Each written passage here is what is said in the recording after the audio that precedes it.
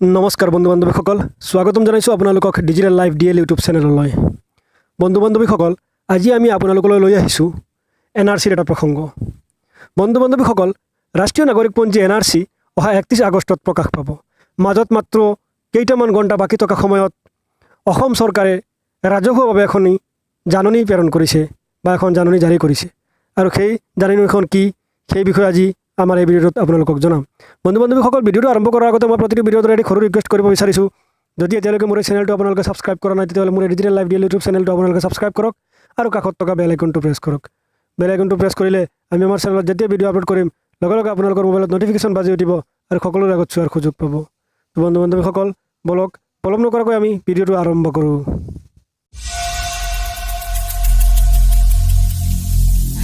Every single day, I'm gonna make something great.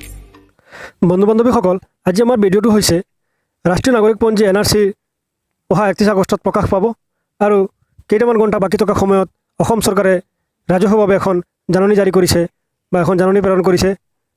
সেই জাননীখনত কি লিখা আছে আমি আপোনালোকক আজি জনাম। অহা 31 আগষ্ট 2019 তাৰিখে ৰাষ্ট্ৰীয় নাগৰিকপঞ্জী চূড়ান্ত হোৱাৰ প্ৰতি লক্ষ্য ৰাখি গুৰুত্বপূৰ্ণ দিশসমূহত ৰাজ্যৰ দৃষ্টিগোচৰ কৰা হ'ল। অসমৰ ৰাষ্ট্ৰীয় নাগৰিকপঞ্জী উন্নীতকৰণ প্ৰক্ৰিয়া ভাৰত চৰকাৰৰ মহাপঞ্জীয়কৰ দ্বাৰা চলাই থকা হৈছে, আৰু এই সমগ্ৰ প্ৰক্ৰিয়াটো মাননীয় উচ্চতম ন্যায়ালয়ৰ প্ৰত্যক্ষ নিৰীক্ষণত কৰি থকা হৈছে।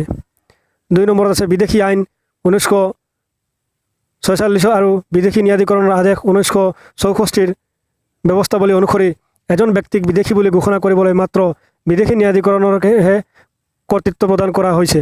এইদৰে এজন ব্যক্তিৰ নাম ৰাষ্ট্ৰীয় নাগৰিকপঞ্জীত অন্তৰ্ভুক্ত নহ'লে ইয়াৰ দ্বাৰা তেখেতক বিদেশী বুলি ঘোষণা কৰিব পৰা নাযায়। 3 নম্বৰত আছে চূড়ান্ত ৰাষ্ট্ৰীয় নাগৰিকপঞ্জীৰ নাম অন্তৰ্ভুক্ত নোহোৱা ব্যক্তিসকলে নাগৰিকত্ব, নাগৰিক পঞ্জীয়ন আৰু ৰাষ্ট্ৰীয় পৰিচয় পত্ৰ জাৰি আইন 2003 অনুসূচীৰ 8 নং ধাৰা মৰ্মে আপিলৰ নিৰ্ধাৰিত বিদেশী ন্যায়াধিকৰণত দাখিল কৰিব পাৰিব।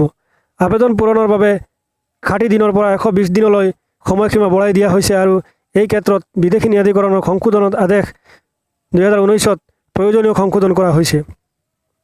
4 নম্বৰত আছে নিৰ্ধাৰিত বিদেশী ন্যায়াধিকৰণত কৰা আপিল শুনানিৰ বাবে 200খন নতুন বিদেশী ন্যায়াধিকৰণ স্থাপন কৰা হ'ব।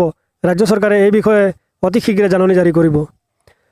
অহা আন 2খন বিদেশী ন্যায়াধিকৰণ শীঘ্ৰে স্থাপন কৰা হ'ব, আৰু এই ন্যায়াধিকৰণসমূহত সুবিধাজনক ঠাই স্থাপনৰ বাবে উদ্যোগ লোৱা হৈছে, যাতে আবেদন দাখিল আৰু শুনানিকৰণৰ কাম সুচাৰুৰূপে সম্পন্ন কৰিব পৰা যায়। 6 নম্বৰত আছে ৰাষ্ট্ৰীয় নাগৰিকপঞ্জীৰ পৰা বাদ পৰা দৰিদ্ৰ লোকসকললৈ জিলা আইন সেৱা প্ৰাধিকৰণৰ জৰিয়তে আইনী সাহায্য আগবঢ়াবলৈ ৰাজ্য চৰকাৰ প্ৰয়োজনীয় ব্যৱস্থা গ্ৰহণ কৰিব। 7 নম্বৰত আছে যিসকল ব্যক্তিৰ নাম চূড়ান্ত ৰাষ্ট্ৰীয় নাগৰিকপঞ্জীৰ পৰা বাদ পৰিব তেখেতসকলক বিদেশী ন্যায়াধিকৰণে মতামত নিদিয়ালৈকে কোনো প্ৰকাৰে আবদ্ধ কৰা নহ'ব। বন্ধু বান্ধৱীসকল, এই জাননীখন প্ৰেৰণ কৰা হৈছে অসম চৰকাৰৰ গৃহ আৰু ৰাজনৈতিক বিভাগৰ দ্বাৰা জনহিতাৰ্থে প্ৰচাৰিত।